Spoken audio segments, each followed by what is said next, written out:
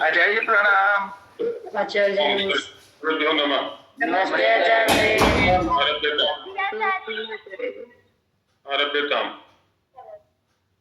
ओम सहना भवतु सहनो भुनक्तु सह वीर्यं कर्मवहै तेजस्विनावधीतम् अस्तु मा विद्विषावहै। ओम शांतिः शांतिः शांतिः। नमस्ते जी सभी को नमस्ते। अभी तत्पुरुष के अंदर समानाधिकरण तत्पुरुष के ऊपर हमारी चर्चा चल रही है। समानाधिकरण और व्यधिकरण क्या होते हैं, इनको कोई समझाएंगे समास के प्रसंग में? कौन समझाएंगे? कल चर्चा चली थी हमारी इसको करके। जी कर्णपाल जी। आचार्य जी समानाधिकरण तो ये है कि ये दोनों में एक ही भक्ति रहेगी, पूर्व पद में भी उत्तर पद में भी जो है वैसा ऐसा है कि जैसे ये है ऐसे ये है। नहाया, उसी ने नहाया, उसी ने कहा, खाने नहाने वाला एक ही है। एक तब वो पुरुष है, पुरुष भी है, एक ही है, वो एक ही, मतलब इस तरह से एक ही भक्ति रहती उनमें दोनों में। और दूसरे वाले में मतलब उनमें पहले सप्तमी भक्ति आती है, फिर बाद में दूसरी भक्ति इस तरह उसमें अलग अलग भक्ति आ जाती है। बहुत सुंदर। करुणा जी कुछ बोलना चाह रही है। हाँ जी। जी आचार्य जी। समानाधिकरण का अर्थ है आचार्य जी समान अर्थात तुल्य और अधिकरण अभिधेयार्थ, जहाँ पर दो शब्द एक ही द्रव्य को कह रहे होते हैं और दोनों में समान विभक्तियां होती है, तो वहां पे समानाधिकरण होता है। और इससे विपरीत जो होता है वो वैधिकरण होता है, जहाँ पर भिन्न दोनों शब्द भिन्न भिन्न द्रव्यों को कह रहे हैं और दोनों में विभक्तियां भी भिन्न भिन्न हो।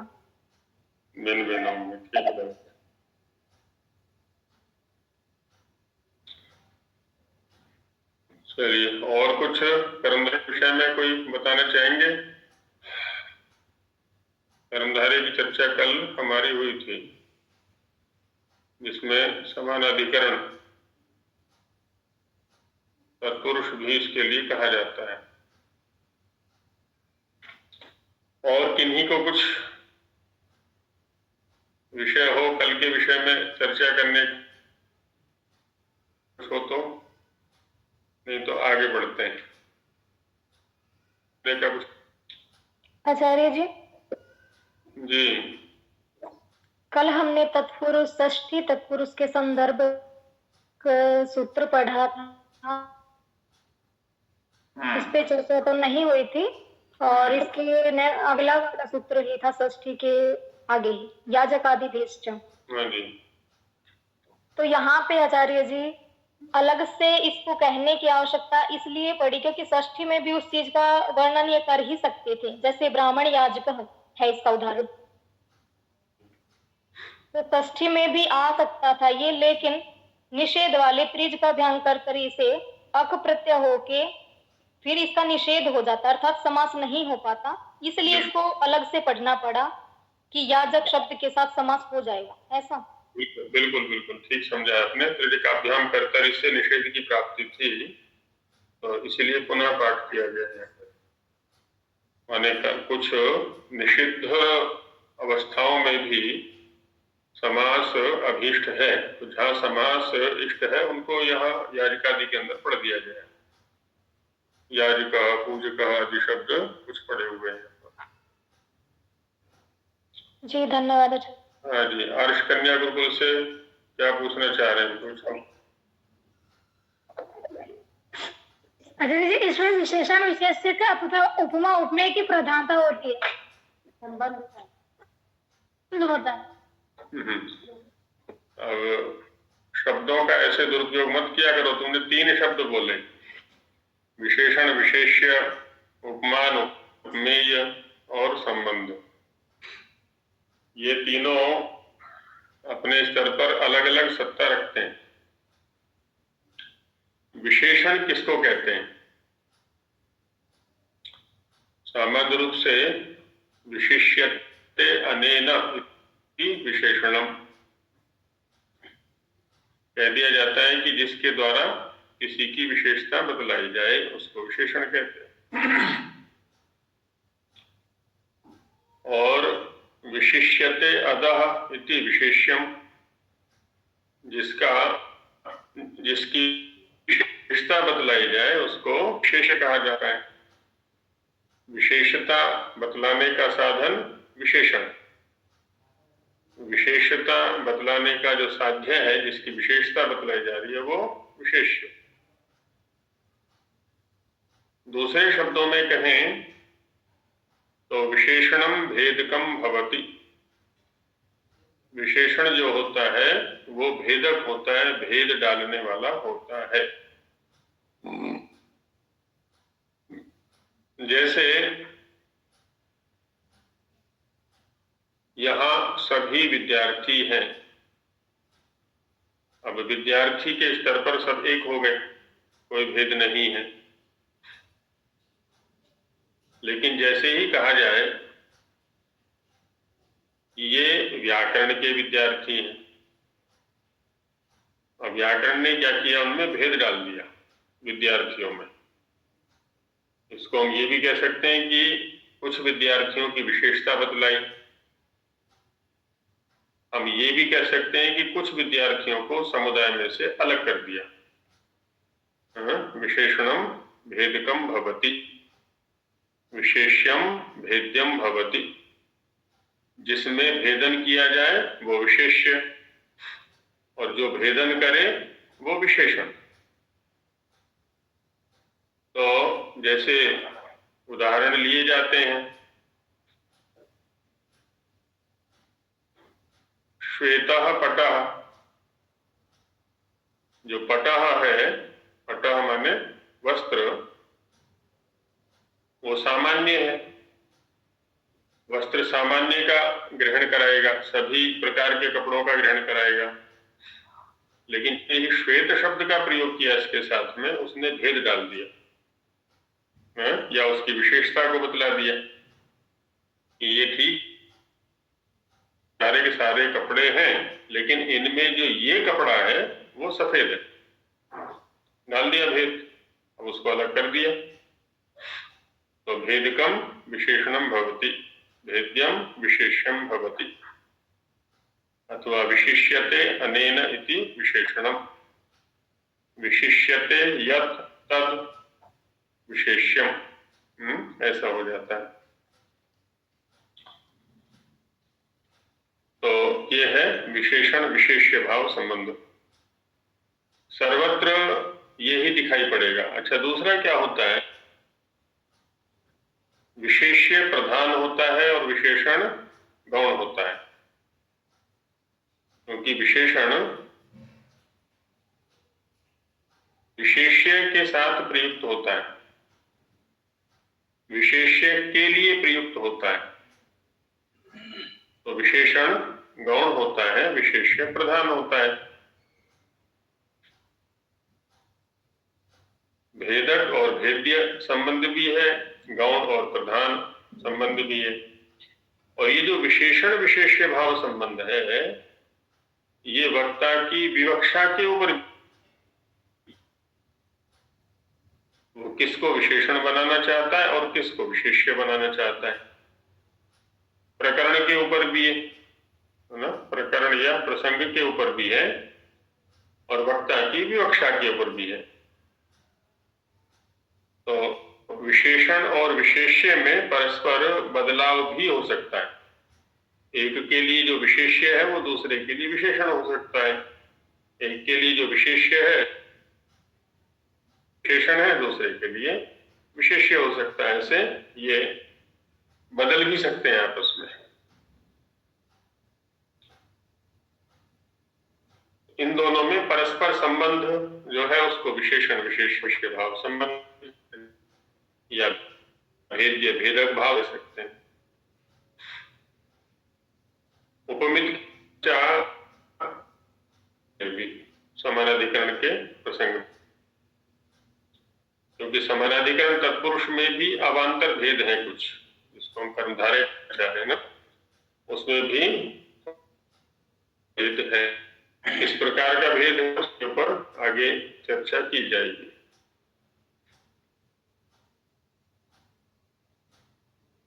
तो विशेषण विशेष्य के समास के लिए सामान्य सूत्र है 2:1:56 विशेषणम विशेष्येण बहुलम। विशेषणम विशेष्येण बहुलम, ये सामान्य सूत्र है। किसी विशेष का ग्रहण यहाँ पर नहीं किया है। बाकी सब सूत्रों में किसी ना किसी पूर्व पद या उत्तर पद विशेष का ग्रहण किया है, लेकिन यहाँ किसी का ग्रहण नहीं किया है। तो ये कहेगा कि विशेषणम समर्थम सुबंतम विशेष्यवाचिना समर्थेन सुबंतेन सह विभाषा समस्यते तत्पुरुषश्च। विशेषणवाची का विशेष्यवाची के साथ में समास हो जाता है। अब श्वेतः पटः श्वेतपटः, नीलम कमलम नीलकमलम, कृष्णपटः कृष्णमृगः, कहीं पर भी लेके जा सकते हैं इसको। बाकी सब इसी का प्रपंच है, पूरा जो ये प्रकरण है।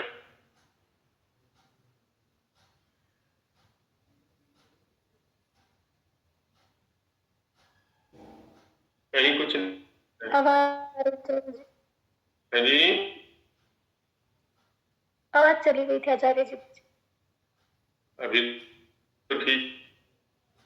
हाँ जी, तो ये जो विशेषण विशेष्य का संबंध है, इसको लेके जो समास यहाँ है, तो बहुलम उत्सर्ग सूत्र है। बाकी पूरा प्रकरण इसी का प्रपंच है, विस्तार है। तो इसको देख लेना चाहिए। गुरु जी प्रणाम। हाँ जी कीर्ति जी। उत्सर्ग का मतलब क्या हुआ गुरु जी? उत्सर्ग कहते हैं सामान्य को। उत्सृज्यते त्यज्यते अपवादेन विशेषेण असौ उत्सर्गः, जिसको अपवाद के द्वारा या विशेष के द्वारा दूर कर दिया जाता है, हटा दिया जाता है, उसको कहते हैं उत्सर्ग। माने गुरु जी एक बार फिर से बोल दीजिए। उत्सृज्यते अर्थात त्यज्यते या अपाक्रियते कह लें, अर्थ के रूप में किसी भी शब्द को ले सकते हैं। अपवादेन असौ उत्सर्गः, जिसको अपवाद के द्वारा या विशेष के द्वारा, अपवाद कह लें या विशेष कह लें, के द्वारा छोड़ दिया जाता है, उसको उत्सर्ग या सामान्य कहा जाता है। तो जैसे विशेषणम विशेषेण बहुलम, ये उत्सर्ग सूत्र हो गया, सामान्य सूत्र हो गया, और बाकी सब कुछ विशेष है तो कुछ प्रपंच है, इसी के विस्तार।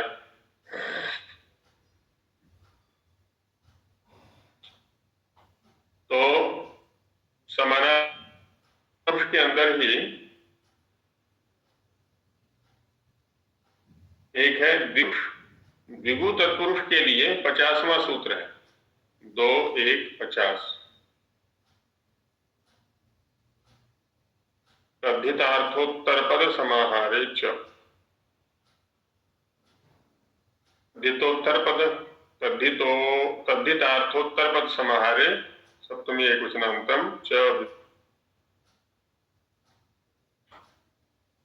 इसमें 3 पद हैं, तद्धितार्थ, उत्तर पद और समाहार। 3 शब्द हैं इसमें, और तीनों अलग अलग सप्तमी वाले हो जाएंगे, क्योंकि द्वंद्व किया हुआ है ना यहाँ पर। तो तद्धितार्थे उत्तर पदे समाहारे ऐसा हो जाएगा। ऊपर से दिक् संख्य का संबंध यहाँ पर है, सूत्र से दिक् संख्य का भी संबंध लग जाएगा।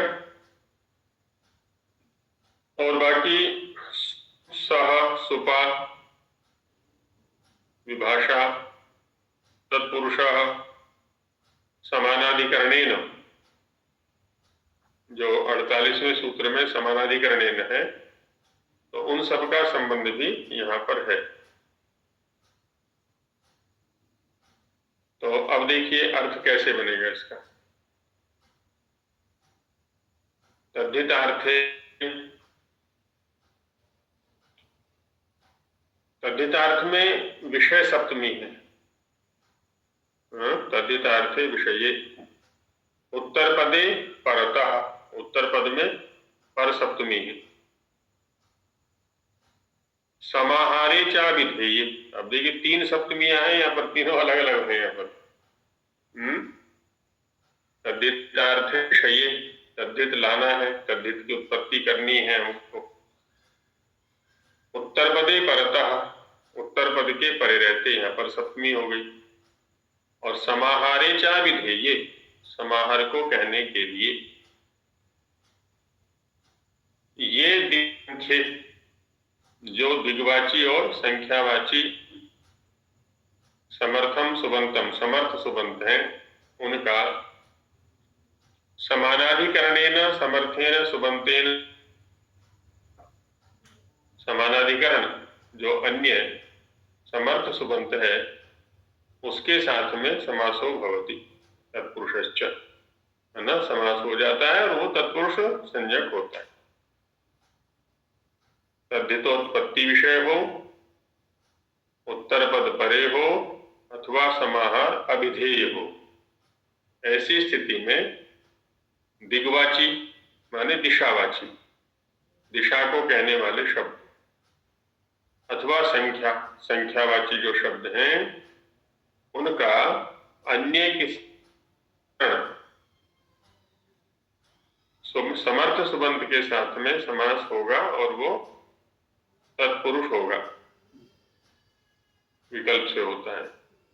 और इसी के विषय में अगला सूत्र कहता है संख्या पूर्वो दिगो। इस सूत्र से जो समास समाधिकरण का विधान है, यदि उसमें कोई संख्या पूर्वपद वाला है, क्योंकि यहाँ तद्धितार्थोत्तर पद समाहारे च में जो समास का विधान होगा उसमें या तो दिशावाची कोई पूर्व पद में होगा अथवा संख्यावाची होगा कोई पूर्व पद में, दो प्रकार। तो जो संख्या पूर्व पद वाला समास है उसको कहते हैं द्विगु। तो ये हो जाता है द्विगु तत्पुरुषा, है ना, द्विगु तत्पुरुष। तद्धितार्थ है जैसे कि तस्यापत्यम, तस्यापत्यम एक तद्धितार्थ है। देखिए तद्धितार्थ जो है ना, चतुर्थ अध्याय में जाकर के, चतुर्थ अध्याय में देखेंगे हम, तो 4:1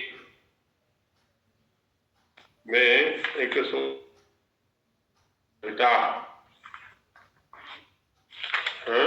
4:1 में मिला कि नहीं? 4:76 है आचार्य जी। 4:76, हाँ 4:76 ये तद्धिता सूत्र है। यहाँ से लेकर पंचम अध्याय तक इसका विकास चलता है, पंचम अध्याय की समाप्ति तक। यहाँ आगे जितने भी अर्थों का निर्देश किया जाएगा वो सब कहलाएंगे तद्धितार्थ, क्योंकि इन स्थलों में तद्धित होता है। अब इसी में देखिए 92वां सूत्र है, 92 यहीं पर 4:92 तो तस्यापत्यम ये एक तद्धितार्थ हो गया। और ये जो तद्धितार्थ है संपूर्ण जो ये पाद है चतुर्थ अध्याय का प्रथम पाद तस्यापत्यम से आगे पाद की परिसमाप्ति तक जितने भी प्रत्यय हैं वो तस्यापत्यम अर्थ में विहित होंगे।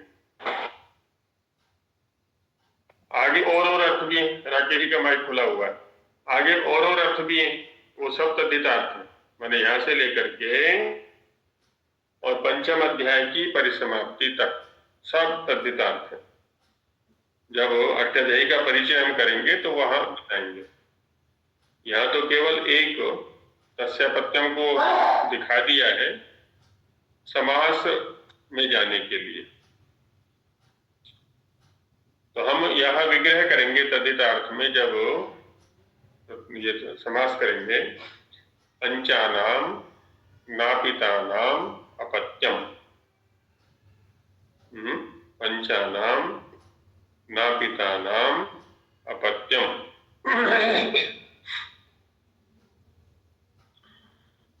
तो अब यहां पर देखिए पंचानाम नापितानाम,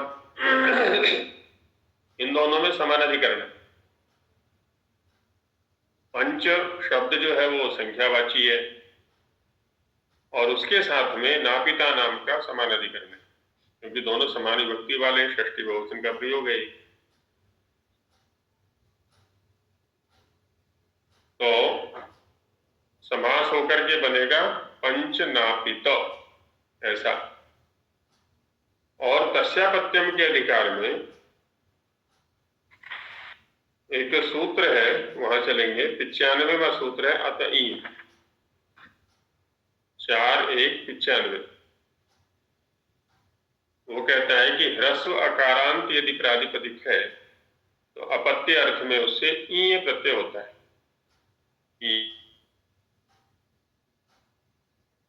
होकर के बन गया पांच नापिति। तो ये द्विगु तत्पुरुष हो गया, किसमें? तद्धितार्थ में।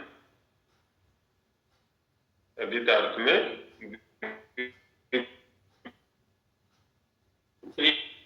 सारे प्रयोग बन जाए। वाची का देखना हो तो पूर्वस्याम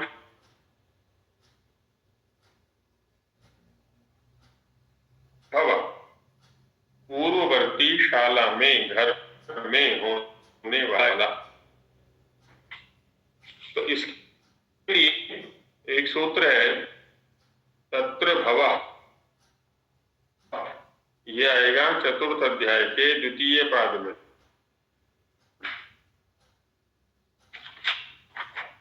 चतुर्थ अध्याय के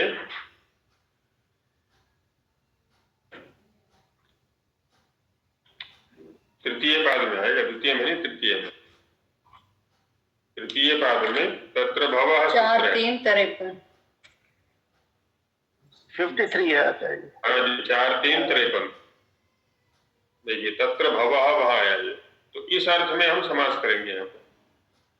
इसलिए सप्तमी से विग्रह कर रहे हैं, पूर्वस्याम शालायाम भवः। तो इसमें अण प्रत्यय होकर के पौर्वशाला ऐसा बन जाता है, पूर्वशाला में, पूर्ववर्ती शाला में होने वाला। ये तद्धितार्थ में द्विगु है।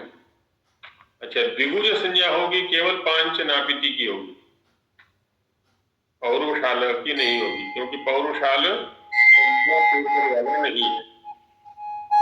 संख्या पूर्वपद केवल पांच है। बेजी का माइक खुला हुआ है, माइक का ध्यान रखें। बेजी उदय जी का है आचार्य जी का। हाँ, वही मैं देख रहा हूँ। और इनको अभी फिर मैं सबको म्यूट कर दूंगा, कोई बोलेगा नहीं।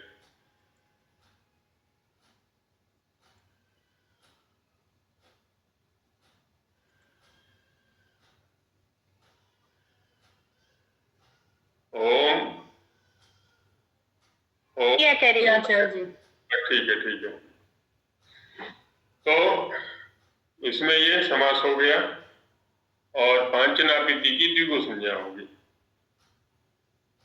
और ये जो उत्तर पदे परतः द्विगु है, ये होता है त्रिपद बहुरी में।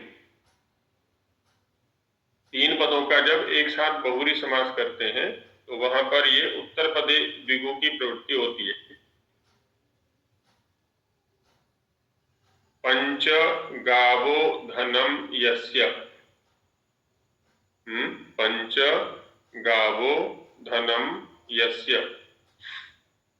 अब क्या देखिए, तीन पद है ये, पंच गो धन, इन तीनों का एक साथ बहुरी समास करेंगे हम। और ये तीनों में ही समानाधिकरण है, तीनों समान विभक्ति वाले हैं। पंच भी प्रथमा का है, गावः भी प्रथमा का है और धनम भी प्रथमा का है। लेकिन धनम इसके इस उत्तर पद के परे रहते, पंच गो इनकी द्विगु संज्ञा हो जाएगी, है ना। बहुवी के लव के रूप में यहाँ पर तत्पुरुष संज्ञा हो गई, द्विगु संज्ञा हो गई। द्विगु संज्ञा का अपना लाभ है। लाभ देखना हो तो संख्या पूर्व द्विगु से द्विगु संज्ञा हो गई। तो लाभ देखने के लिए हमें चलना पड़ेगा पंचम अध्याय के चतुर्थ पाद में। पंचम अध्याय का चतुर्थ पाद है और उसमें एक सूत्र है नावो द्विगो 5 4 समासांता 5 4 नवनवति यानी नवनवति, और नवनवति तो हो गया ये नावो द्विगो। और वहीं पर है गोरत अद्धित लुकी 92। और ऊपर देखिए तत्पुरुष से चल रहा है 86 से, तत्पुरुषस्य अंगुले संख्या व्याधि। तो यहाँ क्या है, ये कहते हैं गोरत अद्धित लुकी, कि गो शब्दांत जो तत्पुरुष है, यदि वहां पर तद्धित का लुक न हुआ तो प्रत्यय हो जाता है। ये तत्पुरुष संज्ञा होने का लाभ मिल जाता है इसको। समासांत प्रत्यय है ये सारे के सारे, समासांता से आरंभ होकर के। समासांता है 68वां सूत्र है, तो वहां से लेकर के पाद के अंत तक या अध्याय के अंत तक पहले सभी समासांत माने समासों से होने वाले प्रत्यय हैं सारे। तो यहाँ लाभ मिलता है उसको। तो पंच गव धन, ऐसी पंच नावः प्रियाः यस्य, 5 नावें हैं प्रिय जिसको, तो पंच नाव प्रिया वो बन जाता है। या पूर्वा शाला प्रिया यस्य, पूर्ववर्ती शाला है प्रिय जिसको, तो पूर्व शाला प्रिया। दिशा पूर्व पद हो गया यहाँ पर, तो यहाँ पूर्वशाला की तत्पुरुष संज्ञा हो गई और वहां पर पंच नव या पंच गो की तत्पुरुष या द्विगु संज्ञा हो गई। ये उत्तर पदे द्विगु है। और समाहार में द्विगु, समाहार में जो द्विगु है वो तो हम अनेक बार बना चुके हैं, जैसे अष्टाध्यायी ही है। अष्टाध्यायी में अष्टानाम अध्यायानाम समाहार, समाहार कहते हैं एकत्रीकरण को, इकट्ठा करना, एक साथ करना। तो अष्टानाम अध्यायानाम समाहार अष्टाध्यायी। पंचतंत्रम भी द्विगु संज्ञा समास है, पंचानाम तंत्राणाम समाहार। सामान्य रूप से जो अकारांत उत्तर पद वाला द्विगु है वो स्त्रीलिंग में होता है, लेकिन कहीं कहीं नपुंसकलिंग भी होता है, दोनों की प्रवृत्ति होती है। इसलिए अष्टाध्यायी भी बनेगा और पंचतंत्रम भी बनेगा, दोनों प्रकार के प्रयोग बनते हैं। तो ये द्विगु तत्पुरुष यहाँ पर हुआ। ऐसे ही और भी मिलेंगे, पंचकूली, पंचमूली आदि आदि बहुत सारे प्रयोग मिल जाएंगे।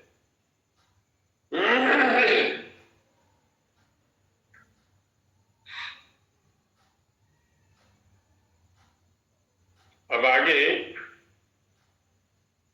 एक है उपमानानि सामान्य वचनई, उपमितम व्याघ्रादि भी सामान्य प्रयोगी।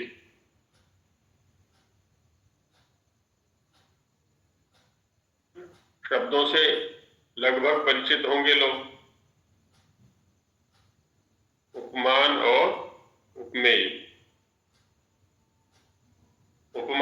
कहते हैं जिससे उपमा दी जाए, उपमीयते अनेन नम।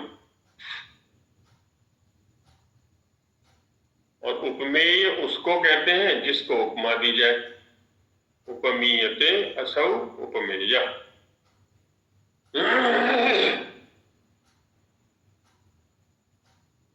और उपमा क्या होता है? सामान्य धर्म जो उपमान और उपमेय दोनों में रहता है। उप कहते हैं समीप को, और मा माने मापना।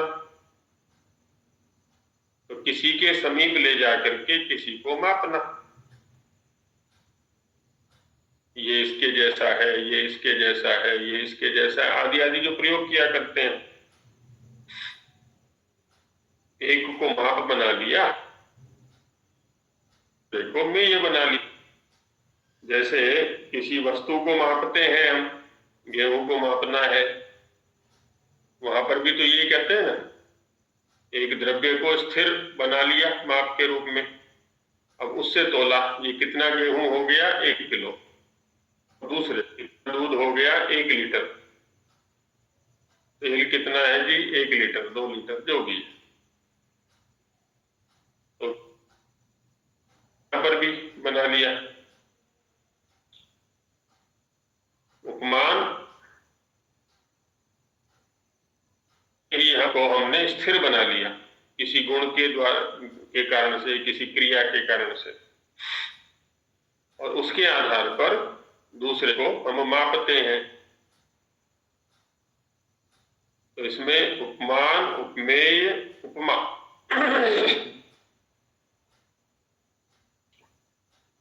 उपमावाचक एक शब्द होता है। उपमावाचक शब्द जैसे सदृश है, तुल्य है, इव है, इव शब्द का प्रयोग भी करते हैं, वत शब्द का प्रयोग भी करते हैं, वत है। वेद में न शब्द का प्रयोग भी होता है, न, न माने सदृश। न का अर्थ नहीं भी होता है, लेकिन सदृश भी होता है वेद के अंदर। न इति उपमार्थीया निरुक्त में आया हुआ है कि जो बात है वो उगला है वेद के अंदर। तो उपमानानि सामान्य वचन ही जैसे है, तो यहां पर क्या, उपमान का सामान्य वाची शब्द के साथ समास। सामान्य माने जो उपमान और उपमेय दोनों में धर्म रहता है, उसको सामान्य वचन कहते हैं।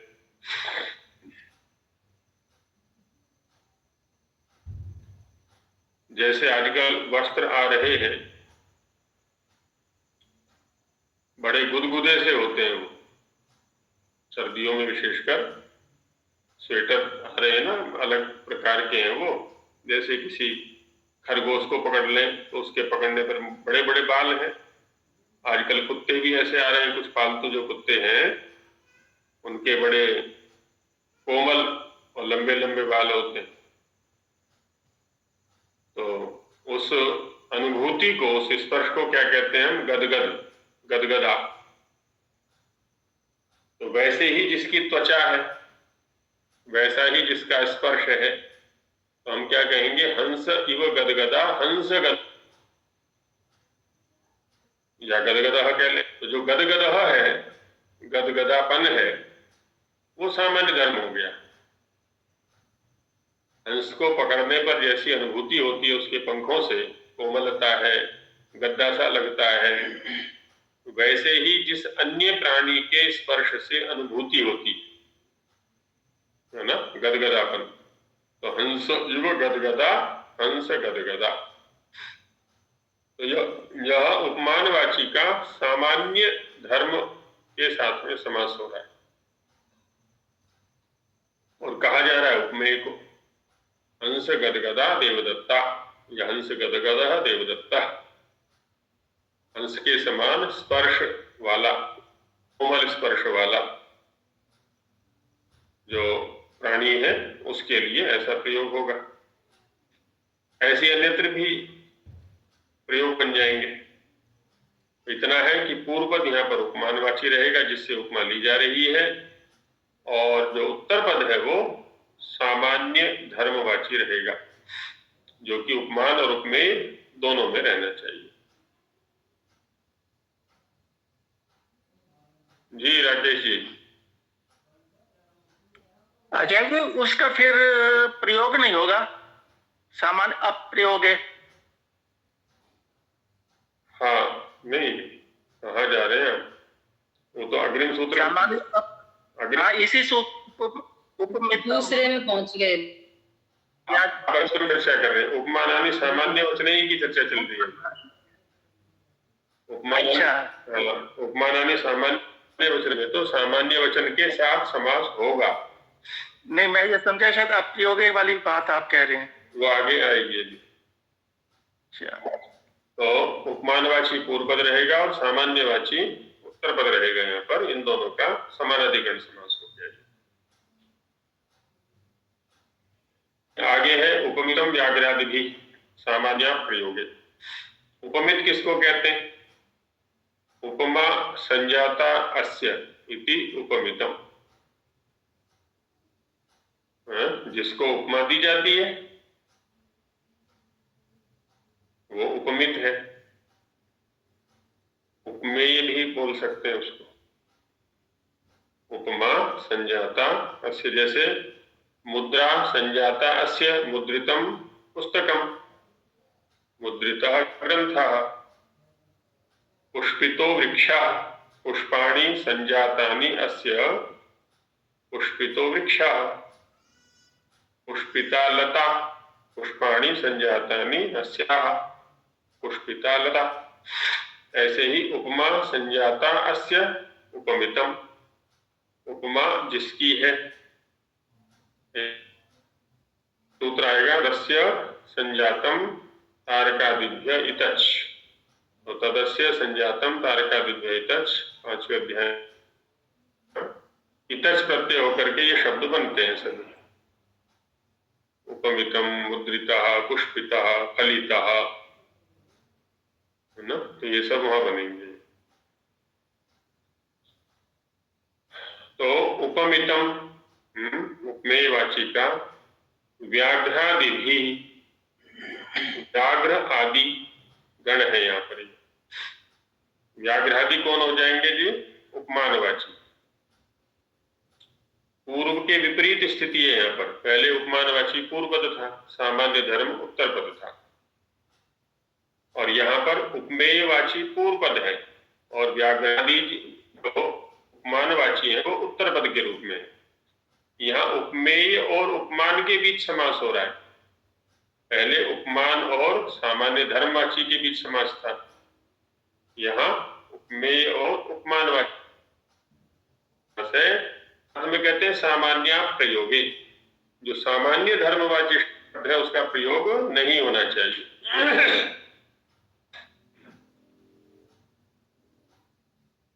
सामान्य धर्मवाची शब्द का प्रयोग यहाँ वर्जित है, केवल उपमेय वाची रहेगा। जैसे एक शब्द का प्रयोग किया जाता है ना, श्लोक सबने याद किया, याद किया होगा। उद्योगिनम पुरुष सिंहमुपैति लक्ष्मी दैवेन देयमिति का पुरुषा वदन्ति।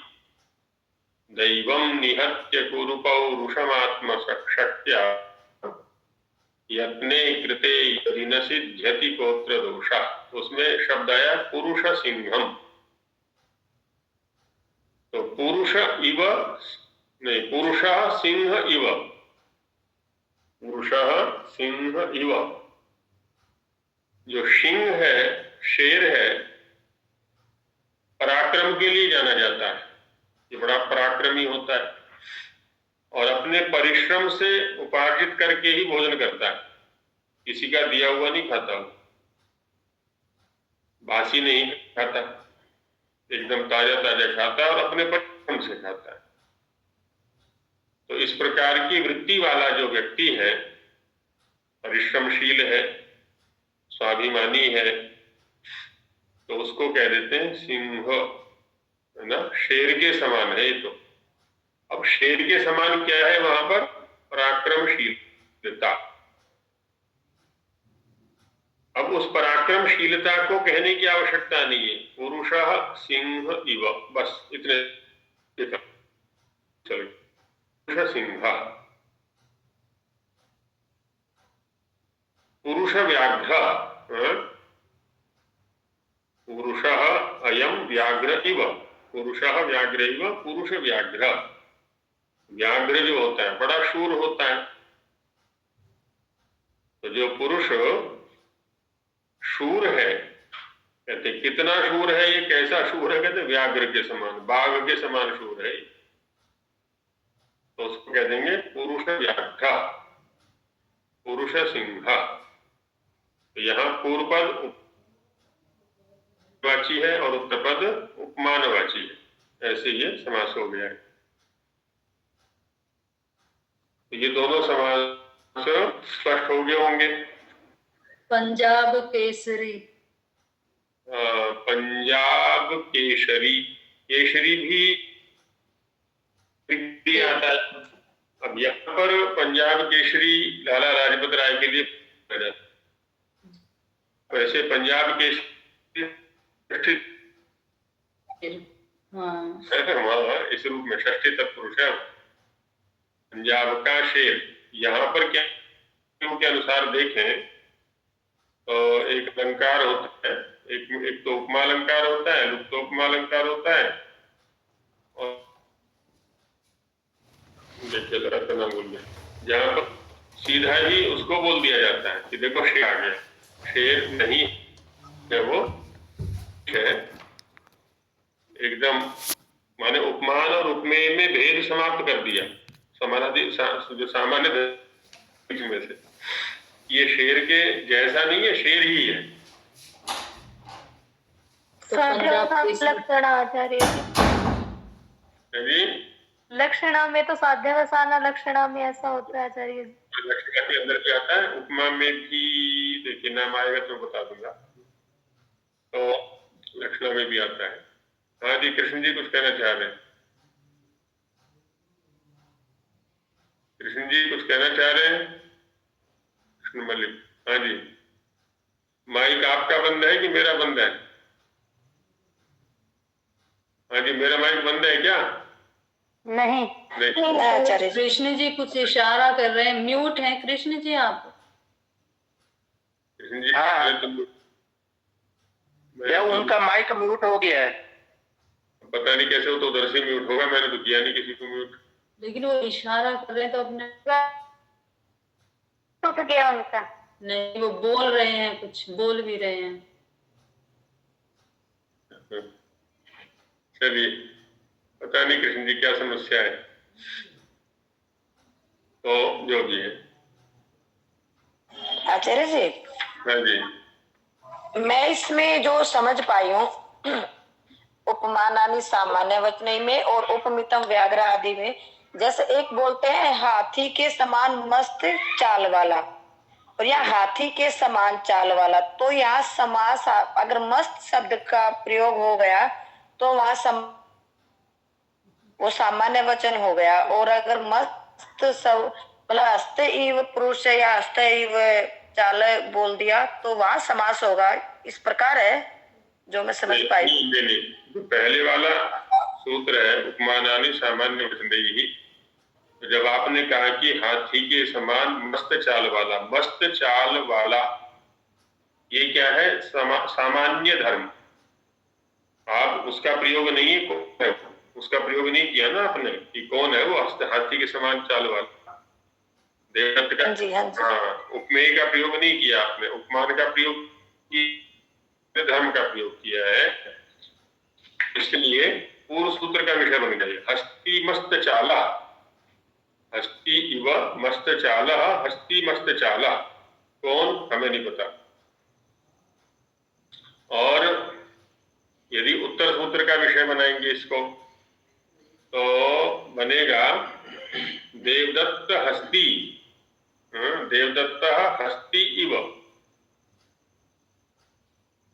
तो तो नहीं है ना यहाँ पर कभी ये कहें कि मेरा नाम बार बार लिया जा रहा है। तो ये व्याकरणों में सामान्य शब्द है, देवदत्त यजदत्त। नाम हो तो मैं बुरा माने, और ये बिना सोचे कि हमारा नाम नहीं लिया जा रहा, बार बार इसका नाम लिया जा रहा है, तो ये सामान्य शब्द है। तो उत्तर सूत्र का विषय बनाएंगे तो देवदत्त हस्ती, देवदत्त हस्ती इव, देवदत्त उपमेय हो गया और हस्ती जो है यहाँ पर उपमान हो गया। पूर्व सूत्र में उपमान उपमेय का प्रयोग नहीं है, उपमान और सामान्य धर्म का है। दूसरे सूत्र में सामान्य धर्म का प्रयोग नहीं है,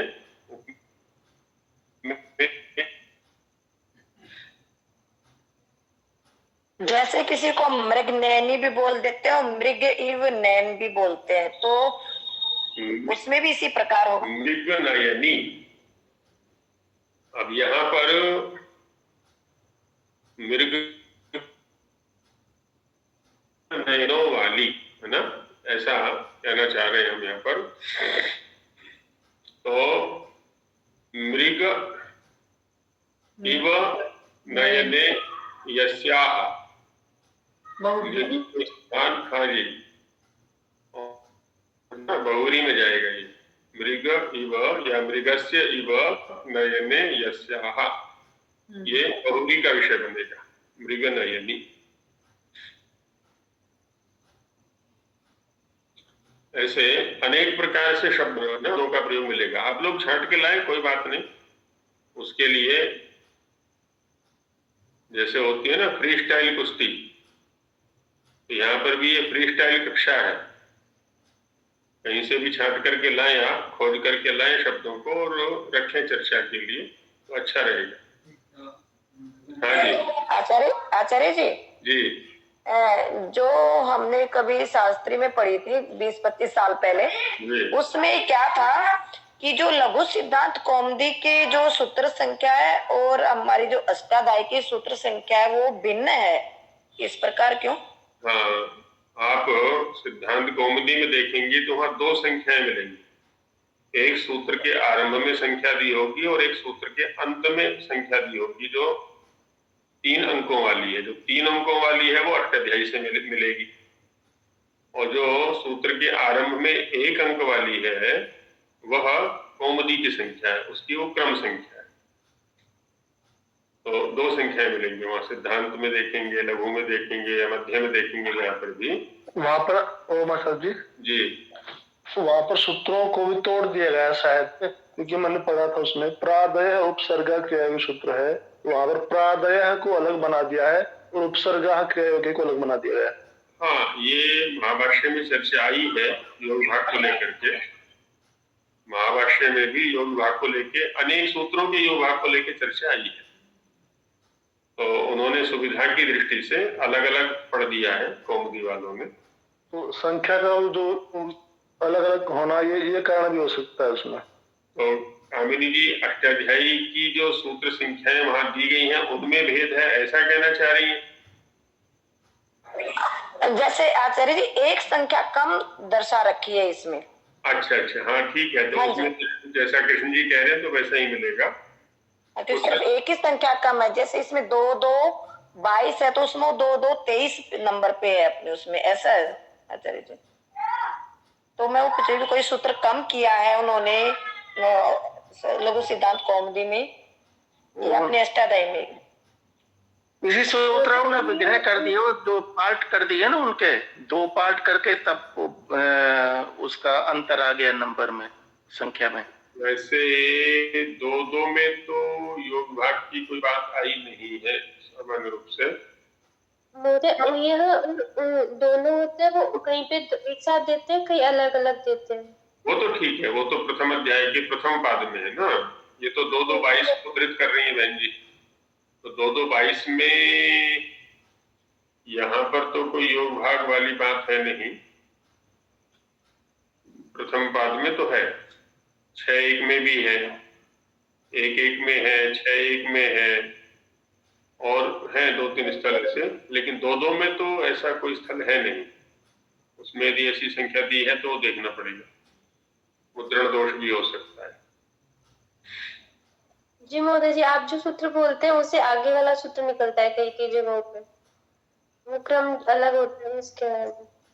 हाँ, तो वहाँ निश्चित रूप से कोई एक सूत्र के दो सूत्र बना रखे होंगे वहां पर। जी जी। ऐसा होगा।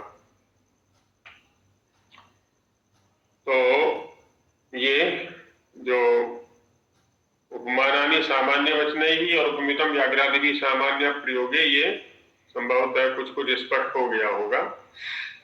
और बाकी जो अन्य सूत्र है वो सामान्य ही है, उनमें कोई ऐसा विशेष नहीं है, स्वयं भी देखे जा सकते हैं, क्योंकि पूर्व पद और उत्तर पद वहां लगभग लिखे हुए हैं। तो पूर्व पद कौन है? जो प्रथमा निर्दिष्ट है, और दूसरा जो है वो उत्तर पद रहेगा। तो ऐसे ये समानाधिकरण तत्पुरुष अथवा कर्मधारय तत्पुरुष कहलाता है। हाँ जी, नहीं, ये बहुरी में जाएगा। बहुरी में जाकर के 4-1 में जाकर के स्त्री प्रत्यय होगा फिर इसमें। अब देखिए 4-1 में स्त्री प्रत्यय का प्रकरण चल रहा है, और वहां पर एक सूत्र है, अभी बताता हूं।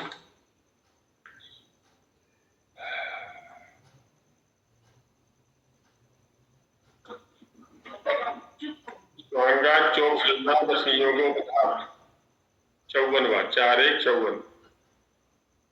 स्वांगात चौक सर्जनात् असंयोगोपधात है ना, वहां जाकर के ऊपर से मीश प्रत्यय का प्रकरण ही चल रहा है, स्त्रियाम मीश, और बहुरीयेश चांतोदात्तात से बहुरी चल रहा है।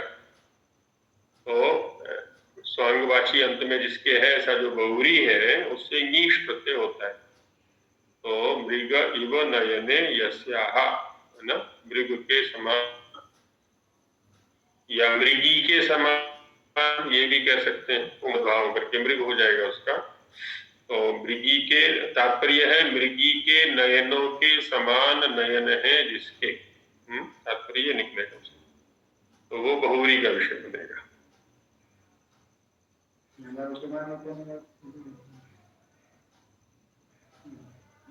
नहीं, यहाँ पर उपमान उपमेय, मृग तो उपमान है, वैसे देखा जाए तो मृग के जो नयन है ना वो उपमान है, और अन्य किसी स्त्री के नयन वो उपमेय बनेंगे। इसके नयन कैसे हैं? मृग के नयनों के समान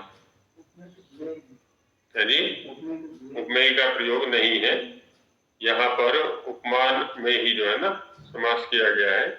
एक नयन शब्द जो उपमान में प्रयुक्त था उसका लोप हो जाता है। मृगस्य या मृग्या नयने इव नयने यस्याह, तो एक नयन शब्द का लोप हो जाता है, तो मृग नयनी ऐसा रहेगा। बहुरी की अपनी व्यवस्थाएं हैं कुछ। उत्तर पद का उत्तर पद लोपी बहुरी आचार्य जी। उत्तर पद संख्यावाची का कोई उदाहरण है, बता दो एक। किस सूत्र के प्रसंग में? दिगु वाले में संख्याधिक संख्या वाले नहीं, तो वहां तो क्या रहेगा ना, पूर्व पद संख्या रहेगा दिगु में, उत्तर पद नियत नहीं है, समानाधिकरण होना चाहिए, ये ठीक है। यदि आप माने पूर्व पद और उत्तर पद दोनों संख्यावाची चाहती हैं।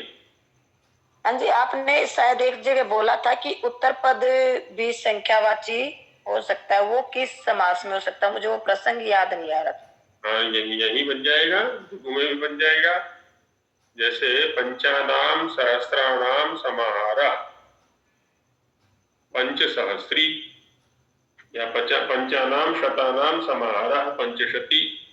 पंचतंत्र का प्रयोग है एक आरंभ में ही, जब राजा, पंचतंत्र पढ़ा होगा कुछ लोगों ने यहाँ जो बैठे हुए हैं, अपने पुत्रों की मूर्खता से दुखी हो गया तो उसने राज्य भर के पंडितों को बुलाया। जब राज्य भर के पंडित उसकी सभा में बैठे हुए हैं तब उसके पंडितानाम पंचशती अत्र तिष्ठति है, पंडितों की पंचशती यहाँ बैठी हुई है। तो पंचशती में द्विगु समास है, पंचानाम शतानाम समाहारा पंचशती से तात्पर्य होगा 500 पंडित यहाँ बैठे हुए। अब यहाँ देखिए पूर्वपद भी संख्या है और उत्तरपद भी संख्या है, पंचशती पंचसहस्री ऐसे प्रयोग बन जाएंगे। द्विगु संज्ञा लेकिन पूर्वपद को लेकर के होगी, उत्तरपद चाहे जो भी हो, है ना, समानाधिकरण होना चाहिए और पूर्वपद संख्यावाची होना चाहिए, तभी द्विगु संज्ञा होगी, नहीं तो नहीं होगी। तो पंचशती पंचसहस्री आदि अब ऐसे कहीं भी ले जा सकते हैं, पंचलक्षी पंचकोटि कहीं भी ले जा सकते हैं।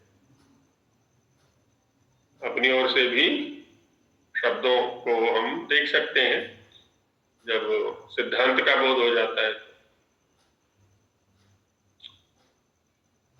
अब देखिए यहाँ पर आया 60वें सूत्र में सन्महत परमोत्मोत्कृष्टाः पूज्यमानै। अब यहाँ बनेगा जैसे सत्पुरुषा, सज्जना, सद्विद्या, सदाचार। अनेकत्र हम सत शब्द का प्रयोग करते हैं, तो ये सत क्या है? सत पुस्तकम आदि आदि अनेकत्र सत शब्द का प्रयोग करते हैं। तो सत शब्द का क्या अर्थ है, कोई बताएंगे? जी सर। सत माने सत्ता, सत्ता भी एक अर्थ है, ठीक बात है। ईश्वर सच्चिदानंद स्वरूप है ना, वहां पर सत शब्द का सत्ता। कर्णपाल जी कुछ कहना चाह रहे हैं? वो तो बहुत मेखान आचार्य अलग होता है, उसका तो होता है वो विभक्ति करने के लिए होता है सानस और वो मिलकर दोनों होता है। सानस वो वैयाकरणों की पारिभाषिक संज्ञा है, तौ सत क्षत्रिय। हाँ वही वो अलग है, वो वैयाकरणों की पारिभाषिक संज्ञा है। यहाँ पर जो प्रश्न है सत्पुरुषः सज्जनः सदाचारः सद्विद्या, इनमें जो सज्जन पुरुष होता है सर आचार्य हम। हाँ जी, सत का जो अर्थ है वो सज्जनता भी हो सकता है ना। देखिए सज्जन में भी सत है। हाँ सज्जन में भी सत है, तो अस धातु से सत बनता है। सत्य में भी सत है, सत्य में भी सत बैठा हुआ है। तो अस्ति इति सत, जैसा बहन जी ने कहा भी, अर्चना जी ने, सत्ता, वो भी एक अर्थ है, लेकिन यहाँ पर कर्ता में है ये अस्ति इति सत। तो एक द्रव्य को जैसा होना चाहिए यदि वो वैसा ही है तो वह है सत। सज्जनः सत्पुरुषः, एक पुरुष को जैसा होना चाहिए यदि वो वैसा ही है तो वो है सत्पुरुषः। पुरुष माने पुरी में शयन करने वाला, इस नगरी में रहने वाला। तो ये हमें पता होना चाहिए कि हमने इस नगरी में क्यों वास किया है, कब तक हमारा वास रहेगा, किस लिए वास है, प्रयोजन आदि हमारे स्पष्ट हैं और उन पर लगातार विश्लेषण भी चल रहा है कि जिस लक्ष्य को लेकर के हम इस नगरी में वास करने आए थे, शरीर में क्या उसी लक्ष्य के अनुकूल हमारी क्रियाएं चल रही हैं? यदि क्रियाएं चल रही है तो हम सत्पुरुष हो गए, और नहीं तो असत्पुरुष हो गए। ऐसी जायते सौ जनः, उत्पन्न होने वाले को जन कहते हैं। जिस लक्ष्य को लेकर के हम उत्पन्न हुए थे, यदि उसी लक्ष्य के अनुकूल हमारे क्रियाकलाप हैं तो हम सज्जन हो गए। एक आचार जैसा होना चाहिए, आचार माने व्यवहार, आचरण, तो वो हो गया सदाचार, और विपरीत हो गया तो असदाचार हो गया, कदाचार हो गया, है ना। तो सत शब्द का प्रयोग जब हम कर रहे हैं ना, जैसे अच्छा शब्द का प्रयोग करते हैं, तो अच्छा किसको कहते हैं? अच्छा माने केवल, विशुद्ध। आयुर्वेद में अच्छे शब्द आता है, जैसे घृत, अच्छ घृतम पिबति। एक होता है औषध मिश्रित घी, औषधों के साथ मिला करके तैयार किया गया घी, तो उसको तो बोल देते हैं औषध घृतम। और दूसरा है अच्छ घृतम, जिसमें कुछ मिलाया नहीं है। गाय से या भैंस से जैसा प्राप्त हुआ उसके मक्खन से ठीक वैसा ही प्राकृतिक एकदम, तो उसको बोलते हैं अच्छा घृतम पिबती, है ना। केवल घी पीता है, स्वच्छ, सु और विशेषण लगा दिया वहां पर, स्वच्छ। अच्छा व्यक्ति, एक व्यक्ति को जैसा होना चाहिए यदि वो वैसा है तो अच्छा व्यक्ति हो गया। तो उसी के लिए सत शब्द का प्रयोग कर दिया है। तो यहाँ कर्मधारय समास है उसका भी, सन्मान सूत्र के माध्यम से। कल हम तत्पुरुष के अन्य जो भेद बचे हुए हैं उसमें एकदेशी तत्पुरुष है। अब कल के बाद फिर अवकाश रहेगा, रविवार आने वाला है, तो अब तक जितने भी समास हुए हैं सोमवार में उनका विहंगावलोकन कर लिया जाएगा। तो कल तत्पुरुष के अन्य भेदों पर चर्चा करेंगे। अभी यहीं विराम लेते हैं। मंत्र पाठ।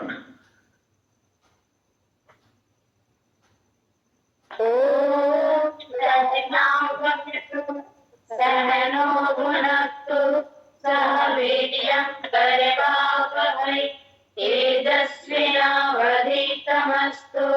मा विद्विषावहै।